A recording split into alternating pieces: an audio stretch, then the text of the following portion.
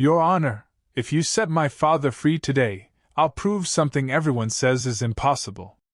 The packed courtroom went silent. Every face turned toward the small girl standing alone in the aisle, her trembling voice echoing through the chamber.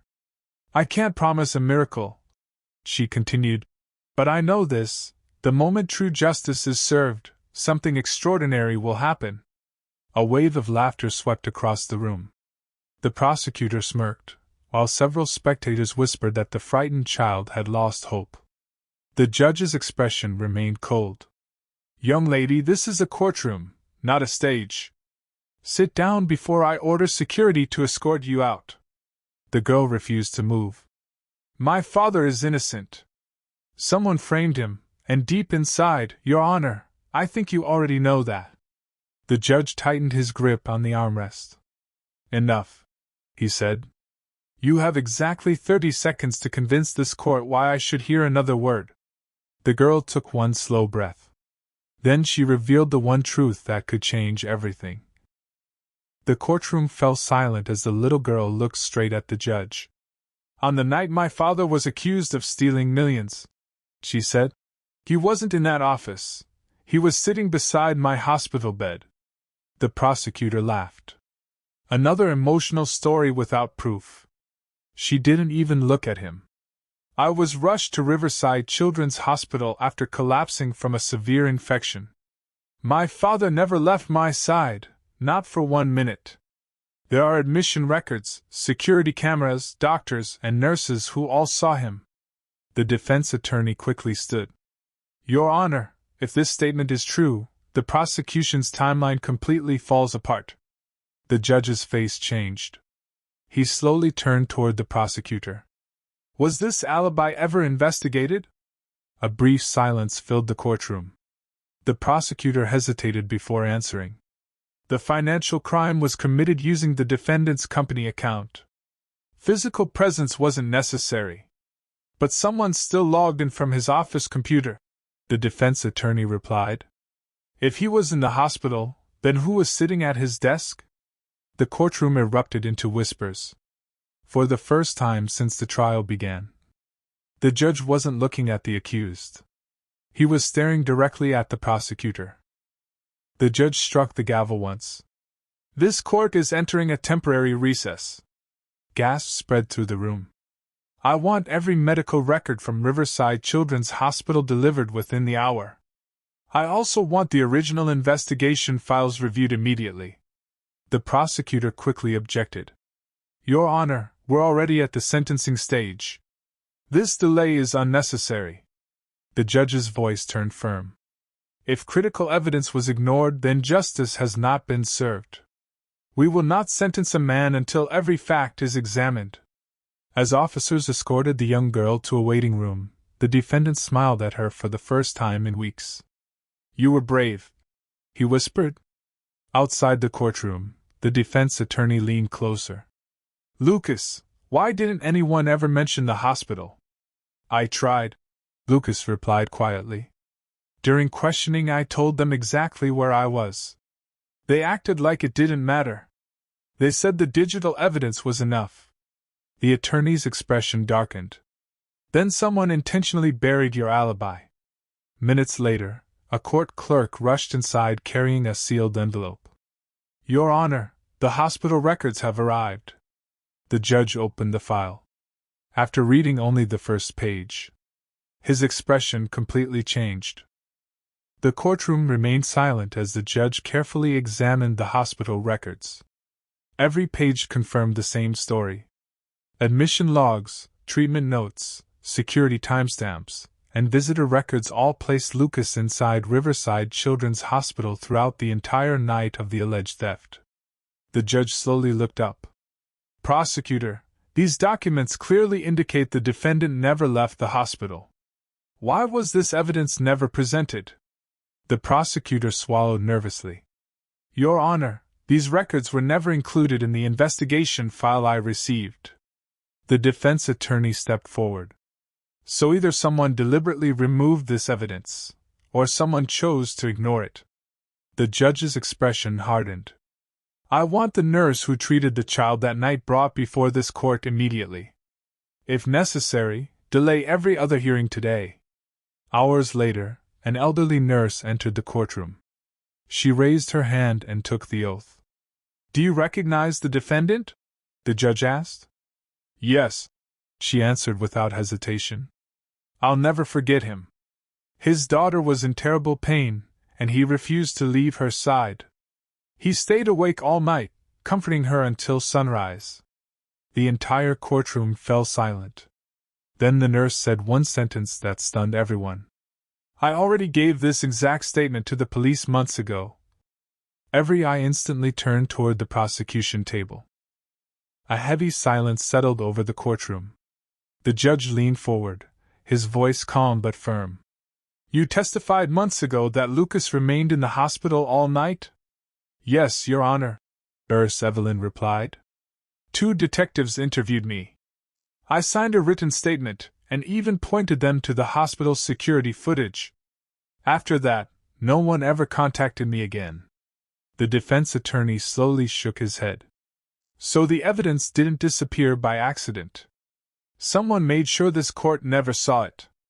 The prosecutor stood up in panic. "Your Honor, I had no knowledge of this witness or her statement." The judge's eyes narrowed. "Then we have a far more serious problem than a simple theft case." He struck the gavel. "This court officially suspends the sentencing.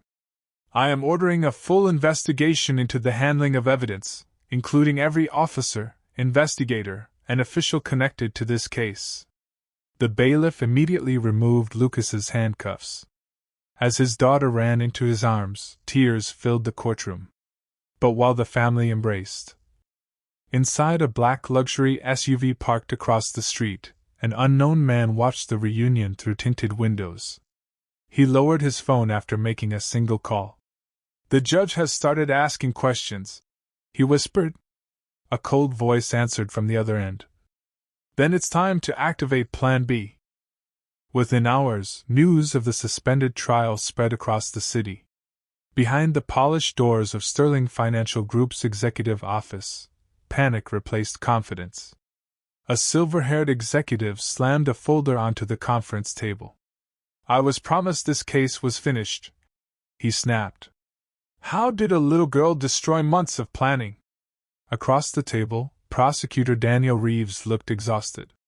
"I never saw the hospital records," he replied. "Someone removed them before the case reached my office." "Excuses won't protect us," the executive said coldly. "If Lucas starts digging, he'll uncover far more than a false accusation." Before anyone could answer, the office door opened. A court investigator stepped inside. "Mr. Reeves, Judge Harrison has ordered a complete audit of every document submitted in the Lucas Carter case. You're required to appear in his chambers immediately." Daniel's face lost all color. Back at the courthouse, the judge quietly reviewed the newly recovered investigation files. One document caught his attention. A witness statement had been scanned into the system, then mysteriously deleted only hours later. The judge stared at the screen before saying, "This wasn't negligence." He looked toward the chief investigator. This was the work of someone inside the system. Neither of them realized someone else was already listening from the hallway. The next morning, the courtroom was packed again. Everyone expected another routine hearing. Instead, Judge Harrison entered with an unusually serious expression. "I've spent the last 12 hours reviewing evidence that should have been presented months ago," he announced. "What I found raises disturbing questions about this entire investigation." A court clerk hurried to the front. "Your Honor, the digital audit is complete." "Proceed." The clerk displayed the report on the courtroom screen. According to the court's backup servers, Nurse Evelyn's statement was uploaded to the evidence database at 9:42 a.m., but less than 3 hours later, someone with senior-level access permanently removed it. A wave of whispers swept across the courtroom. The judge looked directly at the lead detective. "Who had authorization to erase evidence?" The detective hesitated. "Only a handful of officials, Your Honor." Provide every name. As the list appeared, one name caught everyone's attention. It belonged to a respected investigator with an impeccable reputation. The defense attorney frowned. That doesn't make sense. He was known for exposing corruption, not protecting it. Just then, a courthouse officer rushed through the doors. Your Honor! The entire courtroom turned. The investigator you're looking for. He paused, struggling to catch his breath. Was found unconscious in his home early this morning. And beside him, police discovered a sealed envelope marked, "Open only if anything happens to me." The sealed envelope was placed carefully on the judge's bench. Judge Harrison broke the seal in complete silence. Inside was a handwritten letter and a small encrypted flash drive.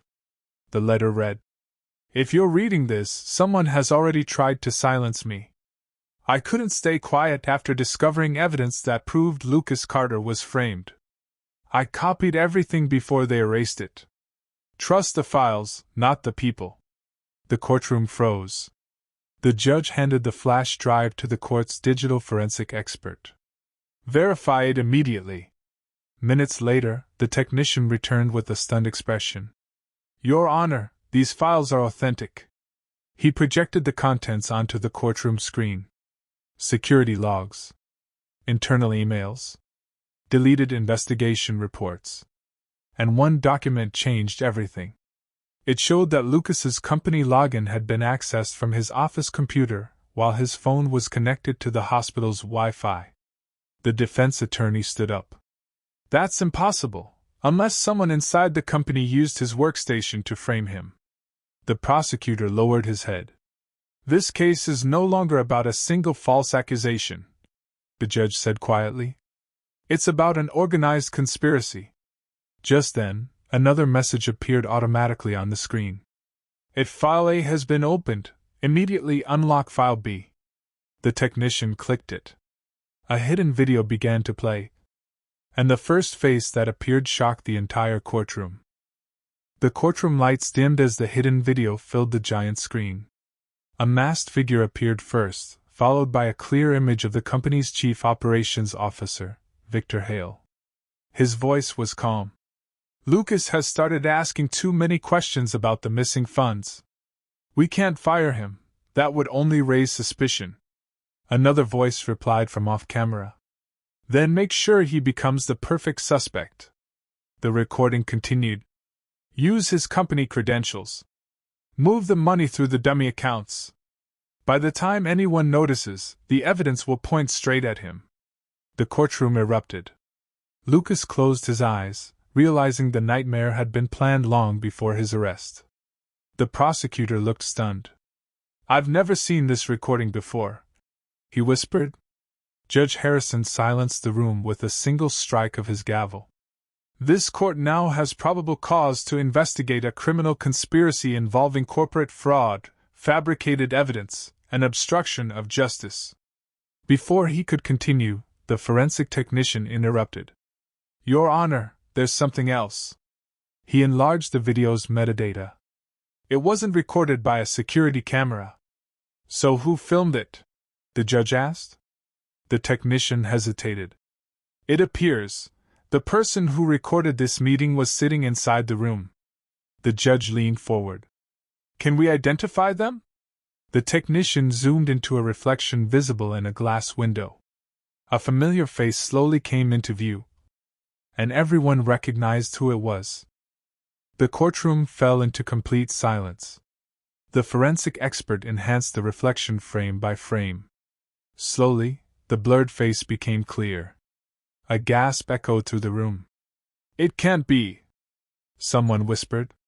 The man in the reflection wasn't a company employee. It was Deputy Police Commissioner Harold Briggs, the same official who had personally praised the investigation that led to Lucas Carter's arrest. The judge stared at the screen. "Are you certain this image hasn't been altered?" The forensic expert nodded confidently. "My team verified every frame. There are no signs of manipulation. This recording is authentic." Commissioner Briggs immediately stood. "This is ridiculous." Anyone can fake digital evidence. Before the judge could respond, the courtroom doors burst open. A federal investigator walked in, carrying a sealed evidence case. Your Honor, we intercepted financial records linked to offshore accounts just 2 hours ago. He placed several documents on the bench. The transactions matched the dates shown in the video. Millions were transferred through shell companies before being redirected into private accounts. Judge Harrison slowly closed the file. This investigation has now exceeded the authority of this court. He looked directly at the federal agents.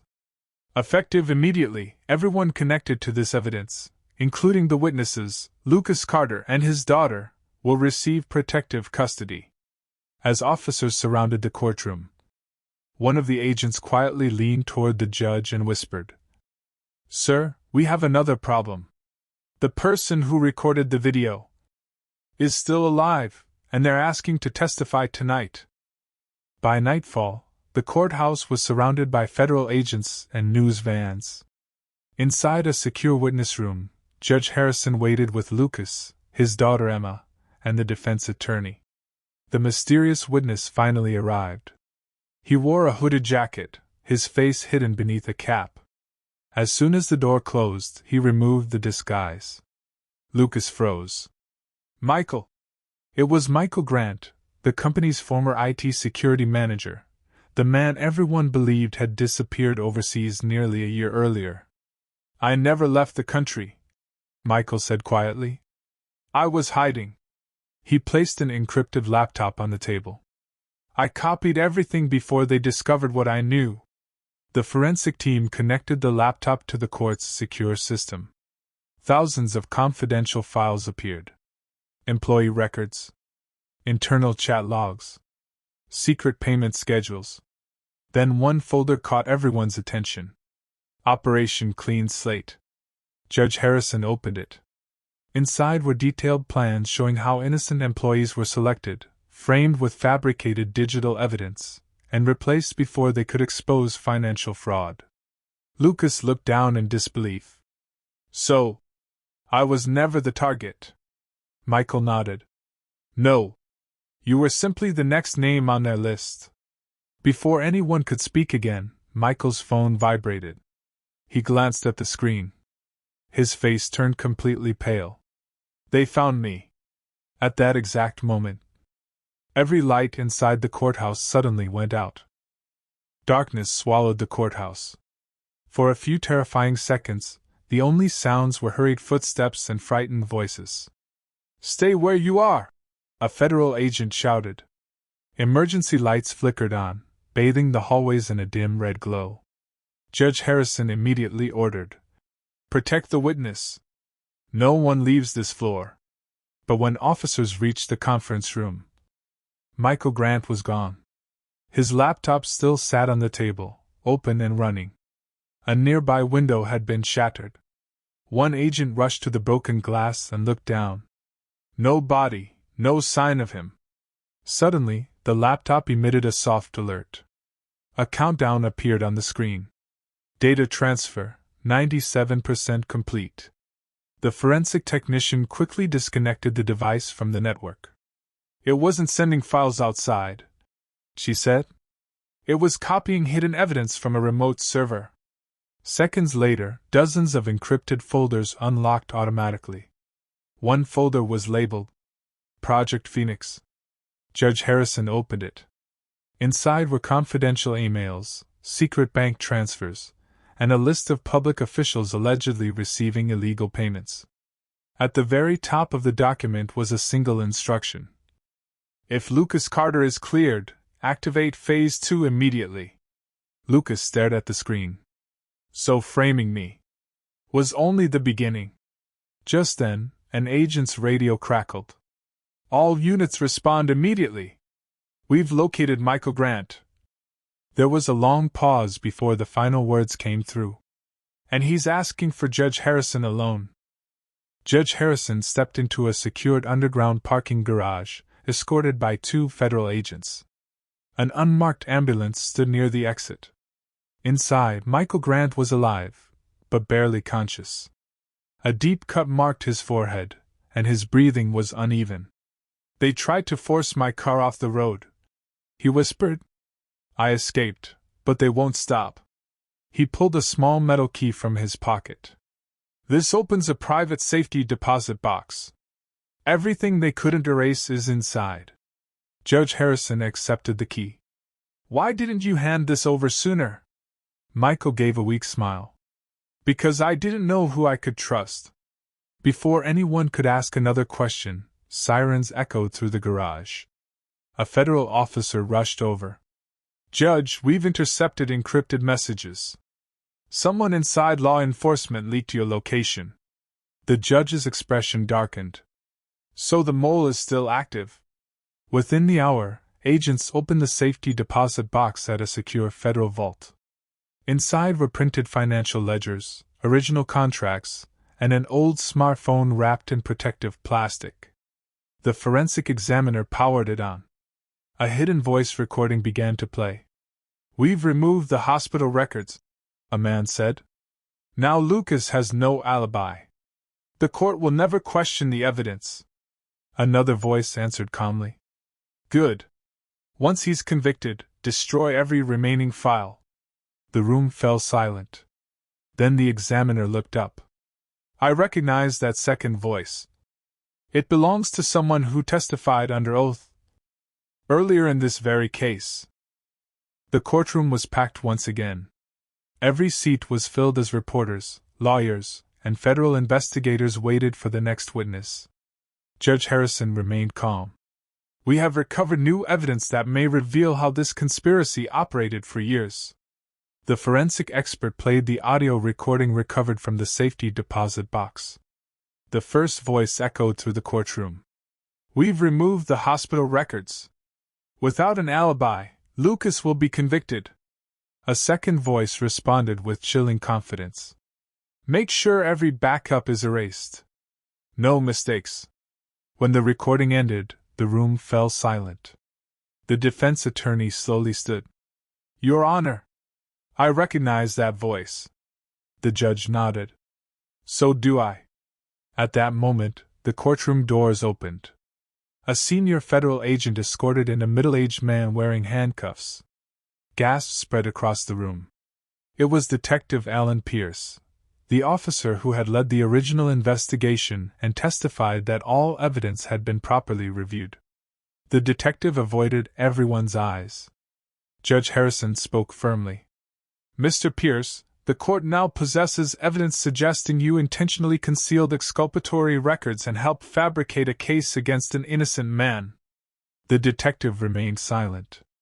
Then the federal agent placed another file on the judge's desk. "Your Honor, Detective Pierce has agreed to cooperate." Everyone looked up in disbelief.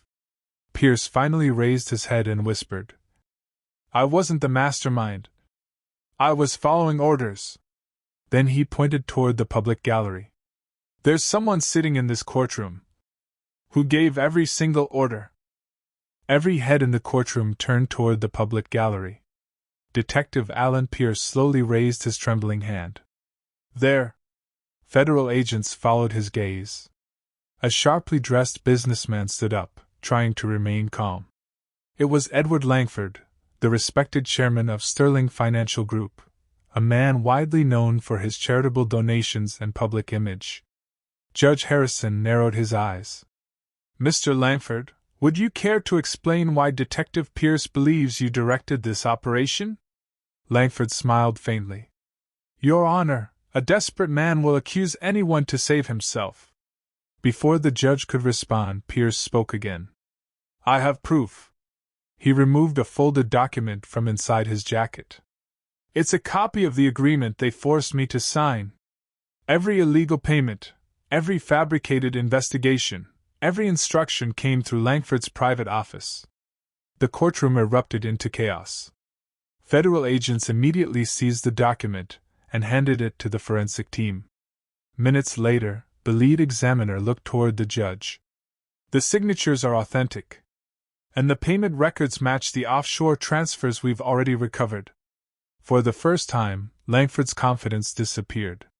Judge Harrison struck the gavel. Edward Langford, you are hereby detained pending federal investigation. As agents moved toward him, Langford quietly smiled. You think this ends with me? He looked directly at Lucas. You still haven't figured out who betrayed you from inside your own company. Lucas froze. There was only one person left. The friend he had trusted like a brother.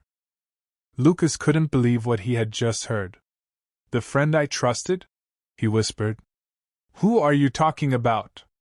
Edward Langford gave a faint smile but said nothing.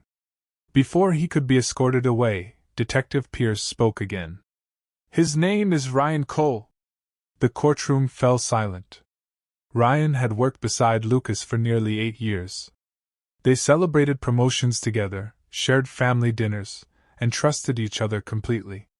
No, Lucas muttered. Ryan would never do this. Judge Harrison turned toward the federal agents. Bring Mr. Cole in immediately. Less than an hour later, Ryan entered the courtroom under escort. He looked exhausted, but strangely calm.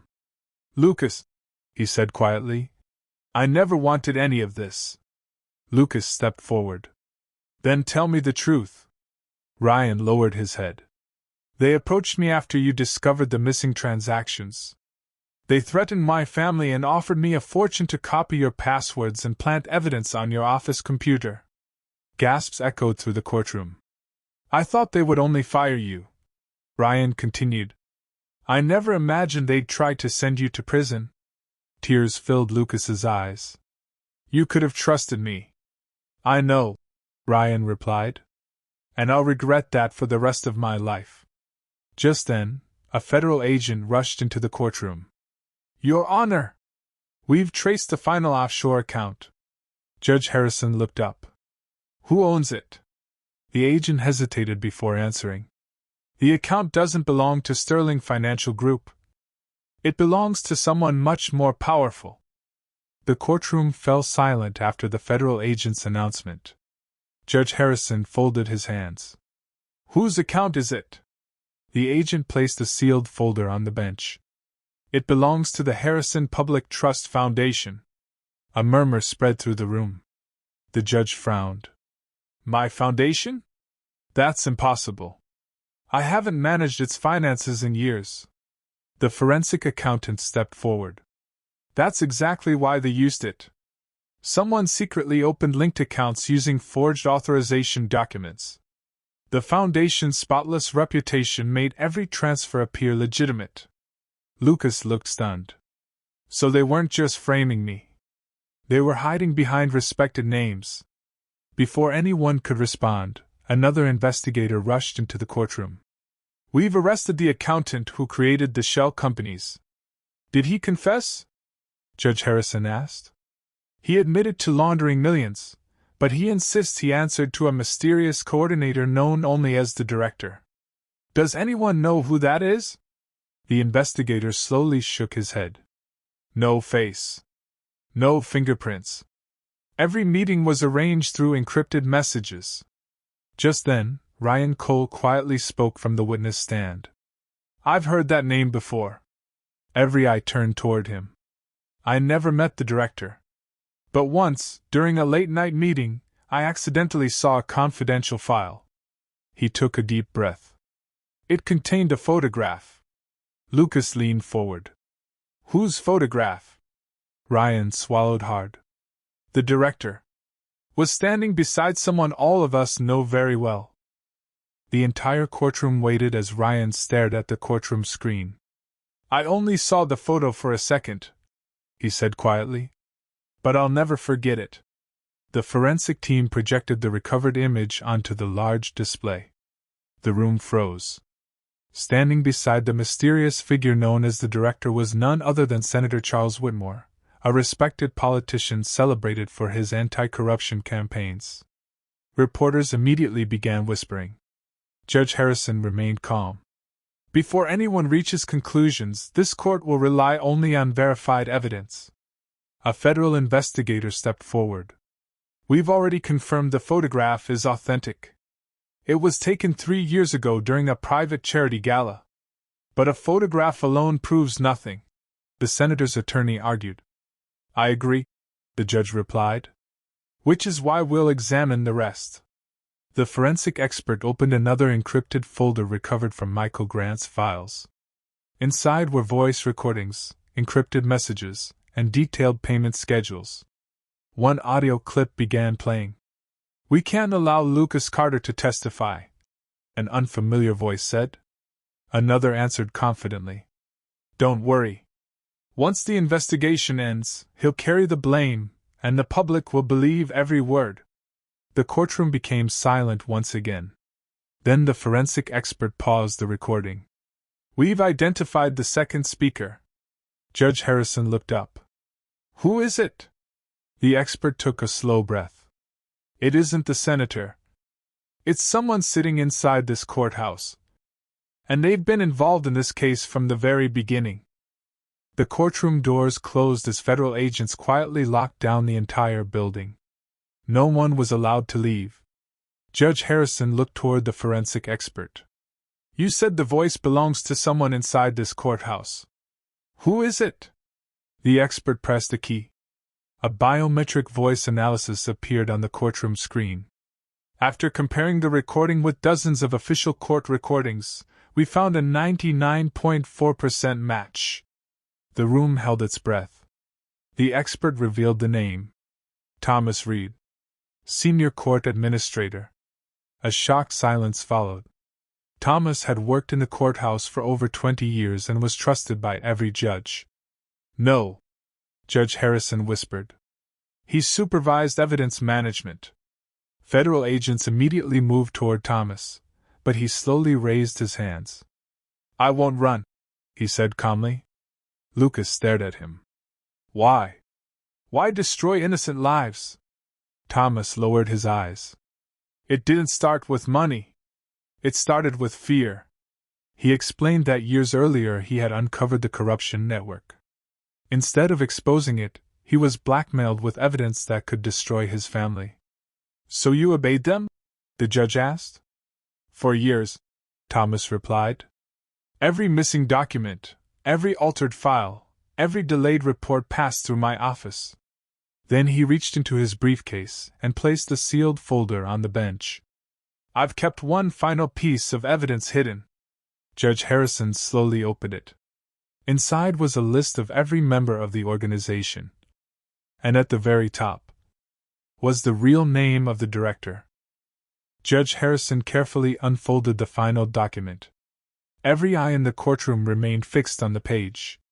For several long seconds he said nothing. Then he slowly looked up. The director has never been a single person. Confused whispers spread across the room. This title was passed from one leader to another, the judge continued. Whenever one member stepped down or was exposed, another quietly assumed control. It allowed the organization to survive for decades without revealing its true head. The federal agents immediately began comparing the names on the list with their active investigations. One investigator suddenly froze. Your Honor, one name has appeared in every major corruption case over the last 15 years. Judge Harrison nodded. Bring that individual into custody immediately. The courtroom doors swung open, but moments later the lead agent returned with a grim expression. We're too late. What happened? Lucas asked. The suspect left the country less than 3 hours ago using a private aircraft. A wave of disappointment swept through the room. Then Michael Grant, who had been quietly reviewing files on his recovered laptop, smiled for the first time. They may have escaped. But they made one mistake. He turned the laptop toward the judge. Before they fled, they remotely accessed one of their secure servers. The digital tracker displayed a flashing location. They've just revealed exactly where their secret headquarters is. Judge Harrison stood. Prepare the federal task force. Tomorrow. We're ending this once and for all.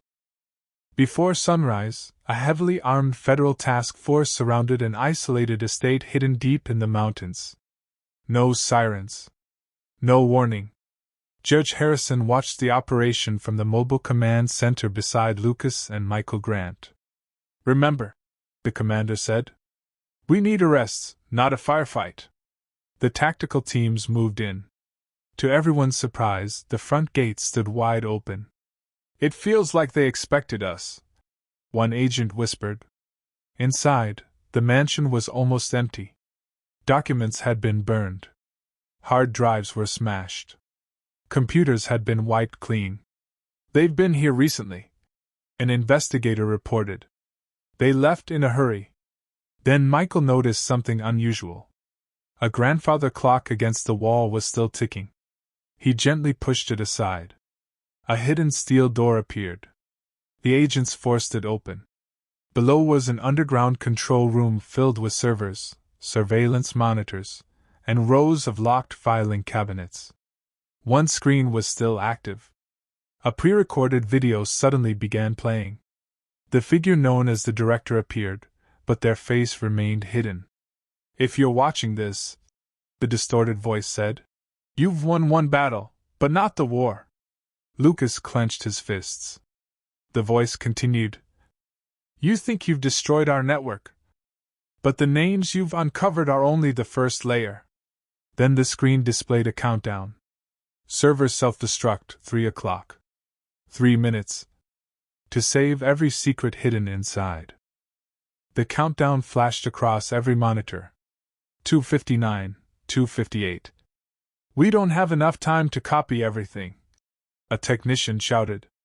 Judge Harrison stayed calm. Forget the entire database. Find the master archive. Michael Grant scanned the server racks. They always keep one protected backup. He followed a bundle of fiber-optic cables to a locked steel cabinet hidden behind the main server. Here. An agent forced it open. Inside was a single encrypted storage drive labeled Master Ledger. The technician connected it to a secure laptop. A password prompt appeared. No one knows the code, an agent muttered. Michael suddenly smiled. I think I do. He entered a series of numbers, the date Lucas first reported the suspicious transactions years earlier. The drive unlocked instantly. Thousands of confidential files appeared. Hidden bank accounts. Secret payment records. Names of officials who had accepted bribes. And detailed instructions for framing innocent employees. Judge Harrison looked at the screen in disbelief. This is enough to dismantle the entire organization. Suddenly, a loud alarm echoed through the bunker. The countdown stopped. Instead, a new message appeared. Remote access detected. They're inside the system, the technician yelled. Someone was trying to erase the files from another location. Then Michael noticed a blinking connection. They're not deleting the evidence. They're tracing our exact location. Outside, several black SUVs sped toward the estate at full speed. And they weren't federal agents. The black SUVs skidded to a stop outside the estate. Armed men poured out, dressed in tactical gear with no official badges. They're not law enforcement, an agent shouted. Defensive positions. Gunfire erupted across the property as federal agents rushed to protect the underground bunker. Inside, Judge Harrison remained focused. No matter what happens outside, this evidence must survive. Michael quickly disconnected the master ledger and copied its contents onto 3 encrypted drives.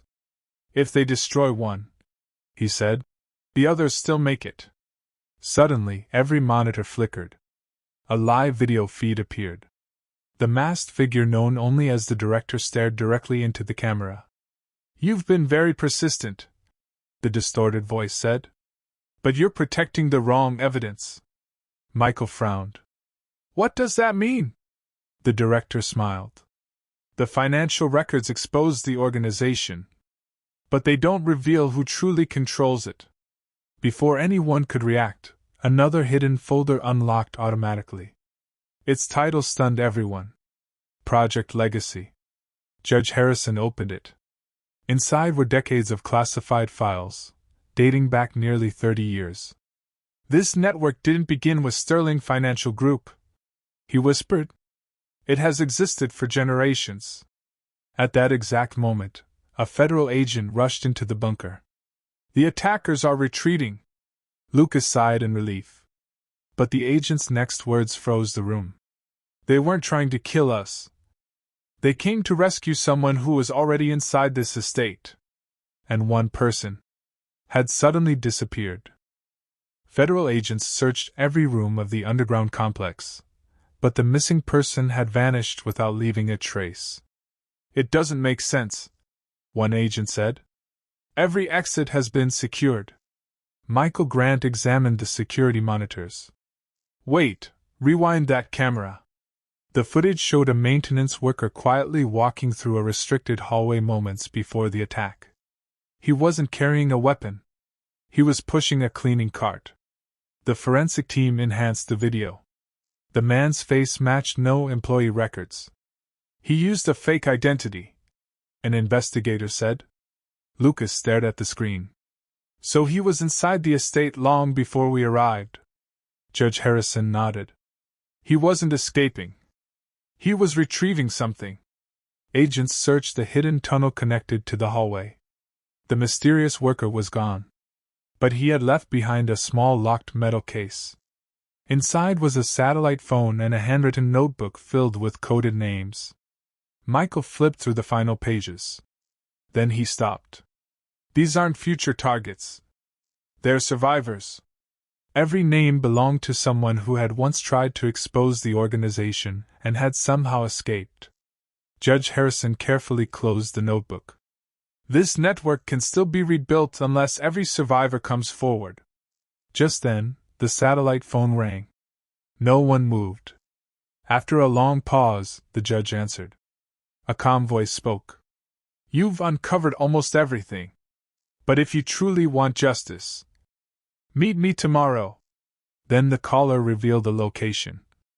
One that shocked Lucas more than anyone else. The next morning, Lucas, Judge Harrison, Michael Grant, and a small federal team arrived at the location the mysterious caller had given them. It wasn't another warehouse or secret office. It was the old community courthouse where Lucas had started his career years earlier. Waiting inside was an elderly woman holding a worn leather file.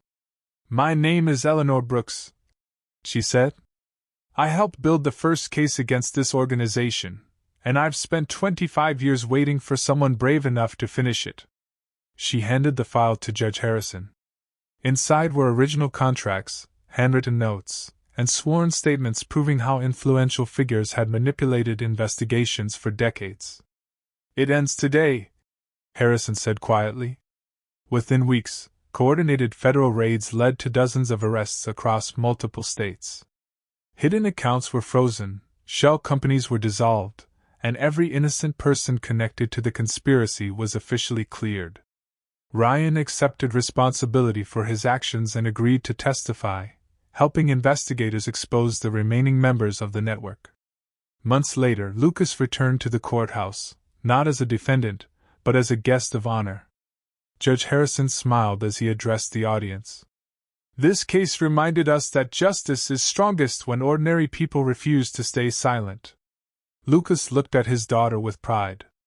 "You believed in the truth when no one else did." She smiled. "I just knew that doing the right thing would change everything." And this time, it really did.